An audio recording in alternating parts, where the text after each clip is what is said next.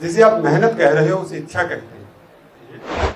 भाई दो ही चीजें चलाती हैं हमें, या तो विज्ञान चला रहा है, ईश्वर चला रहा है। अगर ऐसी बात होती तो दुनिया के सारे मंदिर, मस्जिद, मठ सब बंद हो जाते। वो शर्त आपको पूरी करनी पड़ेगी। तो आपको जरूरत है एक बार अपने को एनालाइज करने की। लेकिन किसी भी क्रिया के ऊपर, औरत के ऊपर क्यों बलात् हाथ डालना गलत होता है। मुझे लगता है मैं ही हाथ में, बच्चा कहां से करेगा। तालियां होनी चाहिए इस बात के लिए। अगर इस बात से भी आपके रोंगटे नहीं खड़े होते तो आप मान लो कि दूसरे से सोए हुए हैं।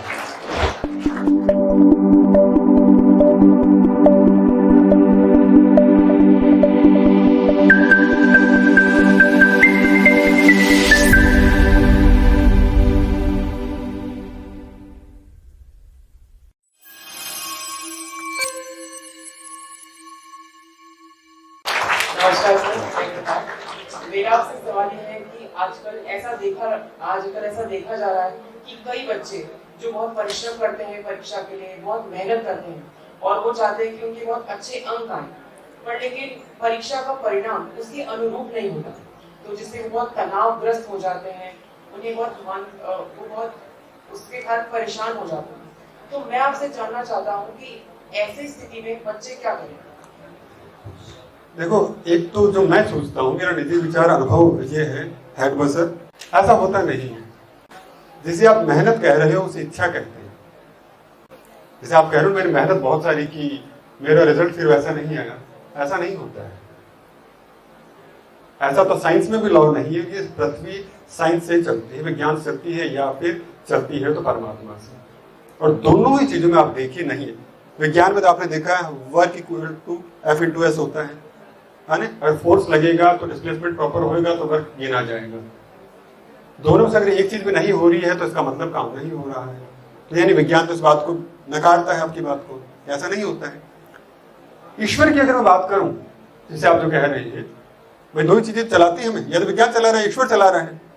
तो अगर हम ईश्वर की बात करें तो आपको लगता है क्या कि आपकी जरा सी चीज के लिए ईश्वर इतना कंगला हुआ बैठा है कि आपका हक मार के अपनी जेब भरेगा। अगर ऐसी बात होती तो दुनिया के सारे मंदिर, मस्जिद, मठ सब बंद हो जाते, लोग माथा ही नहीं टेकते। वो आपको तो मतलब 50,000 की नौकरी नहीं दे रहा, दूसरे बार में 1 करोड़ की लॉटरी खोल रहे हैं। ऐसा नहीं होता है, ऐसा नहीं होता है। आपको हमेशा आपकी मेहनत के अनुरूप ही मिलता है, ना एक पाई कम, ना एक पाई ज्यादा। आप जैसे मेहनत का नाम देते हैं, हम लोग जैसे मेहनत का नाम देते हैं, अक्सर वो इच्छा होती है मैं PM बन जाऊं तो, मैं CM बन जाऊं तो, मैं डॉक्टर बन जाऊं तो। अरे भैया, तो के पीछे एक शर्त भी है। आपको डॉक्टर बनना है तो, आपको CM बनना है तो, आपको ये बनना है तो के पीछे एक शर्त भी होती है। वो शर्त आपको पूरी करनी पड़ेगी। मैंने बताया W = F × S है। अब आप चाह रहे हैं कि W आपके हिसाब से आए, आपका काम आपके हिसाब से गिना जाए, तो आपको फोर्स प्रॉपर लगाना पड़ेगा, डिस्प्लेसमेंट भी प्रॉपर चाहिए, ये तो चाहिए ना। और वो नहीं हो रहा है तो इसका मतलब आपकी मेंटरिंग के अंदर कमी है। आपने अपने हिसाब से जज कर लिया खुद को। ऐसा देखो, मैं आज 8 घंटे पढ़ रहा हूं तो मेरे को तो इस बार टॉप करना चाहिए। मेरे साथ एक वाकया हुआ था, बताता हूँ। मेरी जो मैथमेटिक्स थी बहुत ज्यादा अच्छी नहीं थी, और आप समझते मेरे जैसे जो आर्टिस्टिक टाइप के लोग होते हैं आमतौर में खराब ही होती है, पर मेरी तो बहुत ही खराब थी। तो हुआ क्या कि मेरा मैथमेटिक्स का हुआ पेपर, और आया, आते ही कैलकुलेशन करने, यार ये देख, ये पेपर किया, ये तो मेरा क्वेश्चन बिल्कुल ठीक है, इसमें तो जरा सा गलत है, लेकिन मुझे नहीं लगता ऐसे मार्क काटेगा, तो सब ठीक है। फिर दूसरा ये तो ऐसा तो नहीं होना चाहिए, अरे ऐसा करिए, मैंने टोटल पहुंचा दिया सब 90 तक। आपने नहीं होता जैसे इतना किया, इतना ऐसा हुआ हो कि मैंने अपना टोटल पहुंचा दिया 90 तक। फिर 90 थोड़ा नीचे आ रहा था, ऐसे मुझे ध्यान आता है कि 87, 86 ऐसा कुछ आ रहा था मेरे हिसाब से। आया तो बाद में रिजल्ट बताऊंगा तो बहुत ही बुरा था, आप तो हंस भी नहीं पाओगे।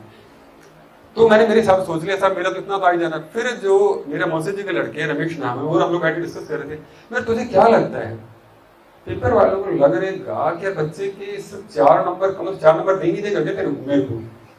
तो वो बोला यार हो तो सकता है, और हो तो सकता है, इतना अच्छा पेपर हुआ है, 87 आ गए तो दे भी देगी, 3 नंबर में क्या बिगड़ रहा है उसका, 2-4 कॉपियां तो आएंगे ऐसे करके। तो मैंने सोच लिया ठीक है, फिर इसका मतलब मेरे तो 90 मार्क्स आ गए। अब मेरे बच्चे जेब खर्च के पड़े थे 45 रुपए, और मैं लड्डू लाया बांट दिया अपने आसपास सारी रही।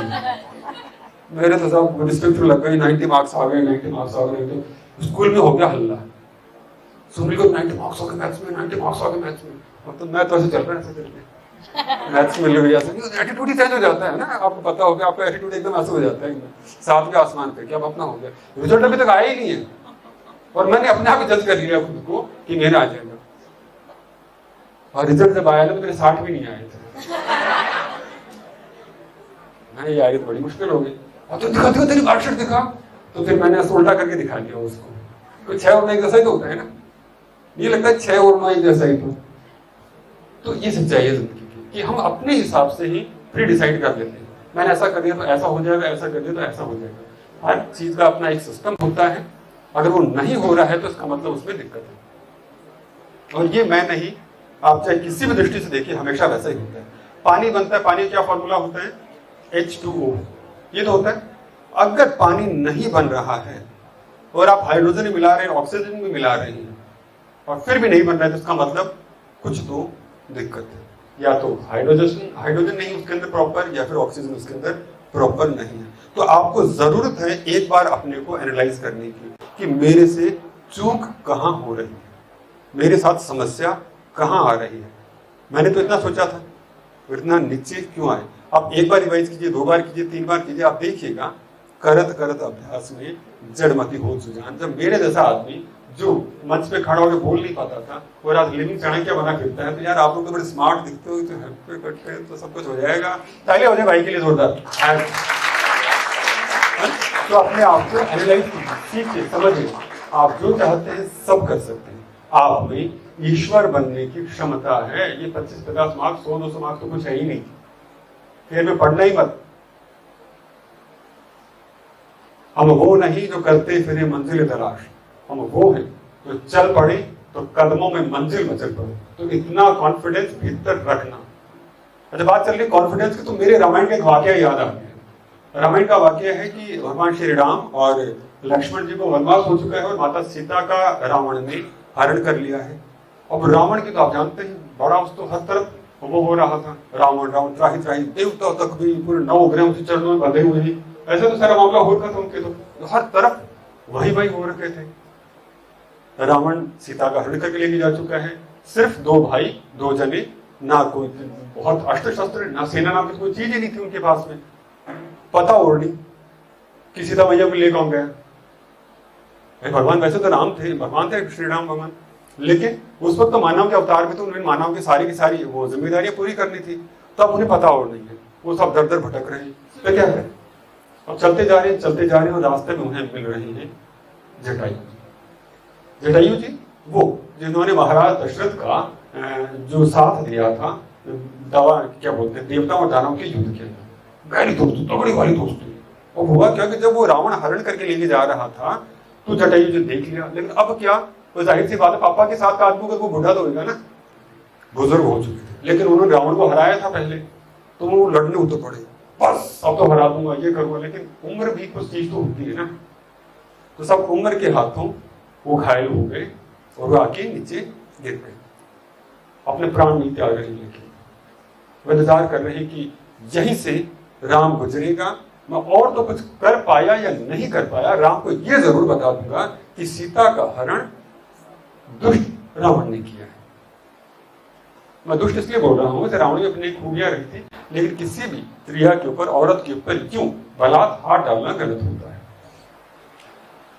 तो सब चला गया।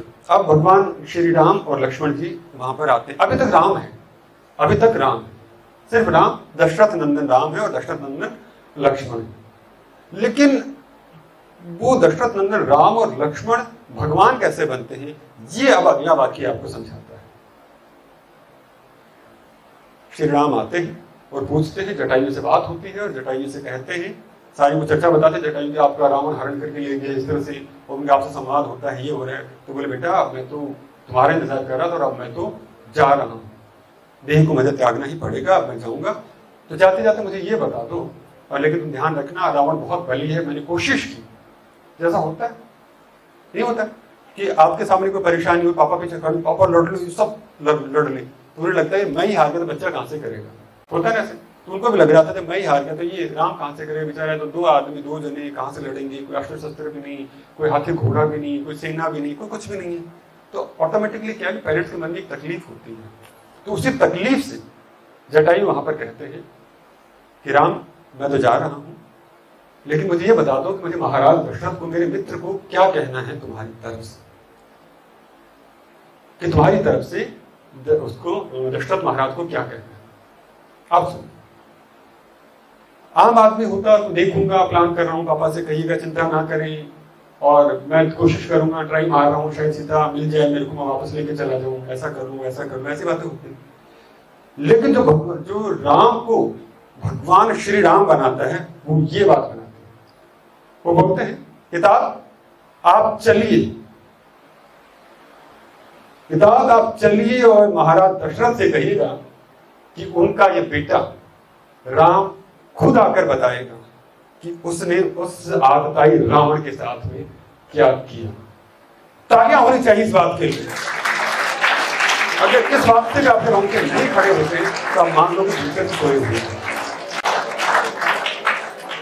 कि भीतर से सोए हुए, कि वो बताता है कि हाँ आप चलिए, बोले मैं खुद आकर बताऊंगा कि मैंने उसका क्या हश्र किया, आप चिंता मत करो। यानी उसे विश्वास है वो दो जने ही सीता को रावण से छुड़वा कर लेकर आएंगे, जिसका तीनों लोगों में राज है, जिसके 9 ग्रहों पांव पड़ते हैं, जिसने देवताओं को अपना बंदी बना रखा है, जिसके वजह से इंद्र भागता फिरता है, दो जन, इससे कहते हैं विश्वास। तो विश्वास बना के रखिए, आप सब जीत सकते हैं, आप भी राम हो सकते हैं। हो सकता है आप में से किसी का क्या नाम है, आपको क्या नाम, हाँ अंसल, हाँ तो हो सकता है देवी अंसल हमारे सामने कल ऐसे आशीर्वाद दे रही है। कर्म ही आदमी को भगवान बनाते हैं। जय हो।